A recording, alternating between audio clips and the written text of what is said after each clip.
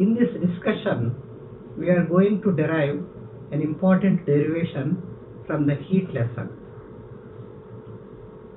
In heat, we indicate letter Q for the amount of heat. To derive, before deriving this thing, we take two beakers like this.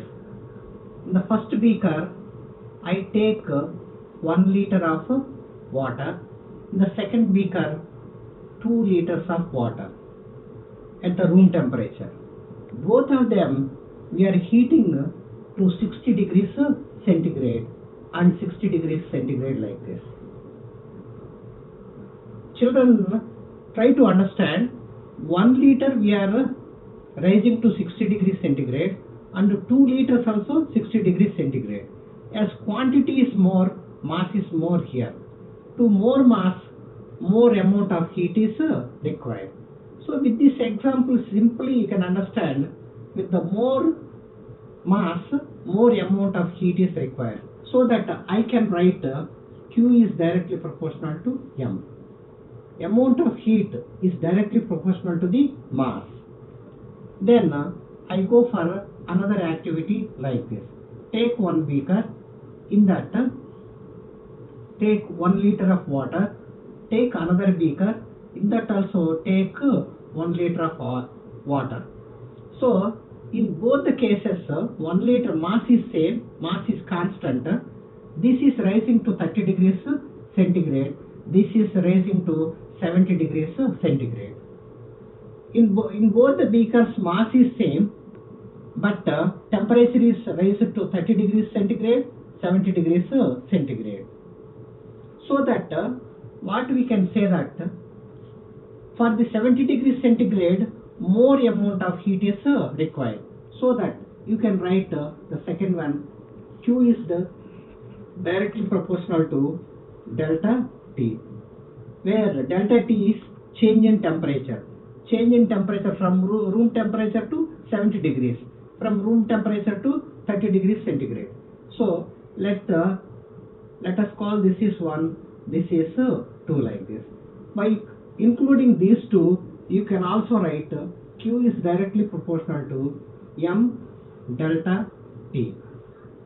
Or you can also write Q is equal to M, as we are removing this direct proportionality symbol, a constant S is placed here, delta T like this. S is a constant known as specific heat. S is specific heat. Now I subject to specific heat, S is equal to Q by M delta T. This is the derivation we require. Now let us write units to this thing.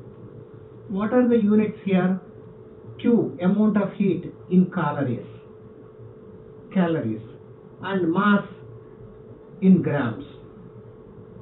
Delta T in degrees centigrade. Calories per gram degrees centigrade. So this is the unit for specific heat.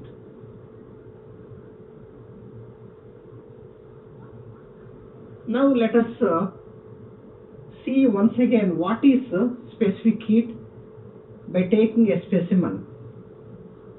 Let us think, I am taking a unit mass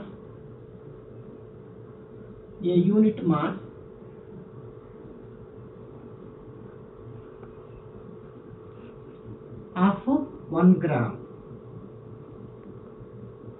Now its initial temperature is T1. Now in that what I am doing is, in this I am increasing 1 degree centigrade. Now let us come with the definition like this. 1 gram mass is taken, in that I am raising 1 degree centigrade.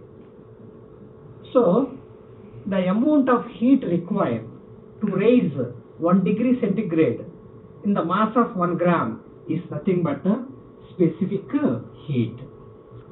This is the definition and figurative aspect of specific heat.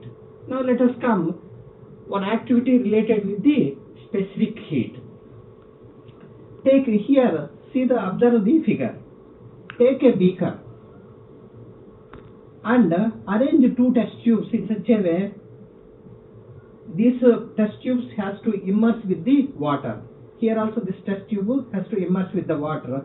In the first test tube you have to take oil which is at the room temperature. Here in this you have to take water at the room temperature, whatever there in the room temperature. Now the water temperature is 80 degrees centigrade we have taken, and in the first test tube oil is taken, in another test tube water is taken. Now after some time when we see the thermometers, here the thermometer which is kept in the oil showing more temperature, because though water is supplying for both water and oil same temperature 80 degrees centigrade here, this oil heated up more comparatively with the water here, because oil have more specific heat. Now let us come back with the definition once again. What is specific heat?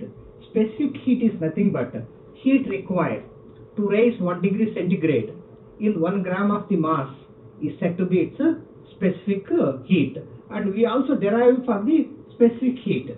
Specific heat S is equal to Q by M delta T, where Q is amount of heat required, M is the mass, delta T is change in temperature. So with this I conclude this session.